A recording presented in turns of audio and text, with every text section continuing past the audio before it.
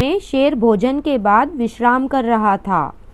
अभी वह सो भी नहीं पाया था कि एक मक्खी उसके कान के पास आकर भिन भिन करने लगी।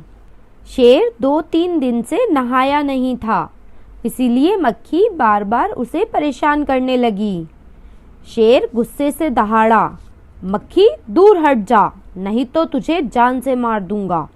मक्खी बोली, जंगल के राजा को ऐसी बात शोभा नहीं देती है।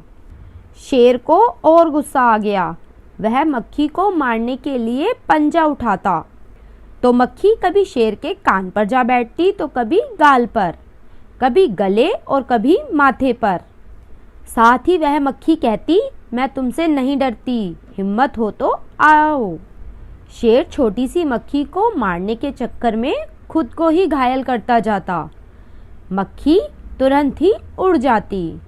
शेर थक गया और बोला, मक्खी बहन, मैं हारा और तुम जीती, बस मेरा पीछा छोड़ो। अब मक्खी घमंड में चूर होकर आगे उड़ चली।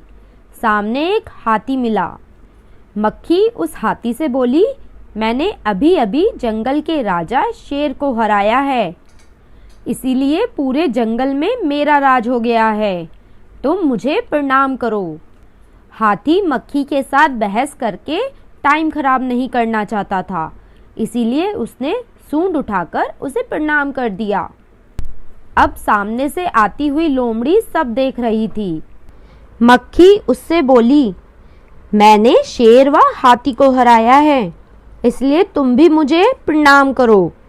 लोमड़ी ने भी मक्खी को प्रणाम कर लिया और बोली, मक्खी रानी, तुम धन्य हो, पर सामने जो मकड़ी दिखाई दे रही है वह आपको गाली दे रही है, उसकी खबर लो। यह सुनते ही मक्खी गुस्से में भरकर बोली, उसको तो मैं चुटकी में खत्म कर दूंगी। यह कहकर वह मकड़ी की तरफ झपटी और मकड़ी के जाल में फंस गई। अंत में थककर हारकर वह हार मान गई। यह देखकर लोमड़ी मुस्कुराती हुई चली गई।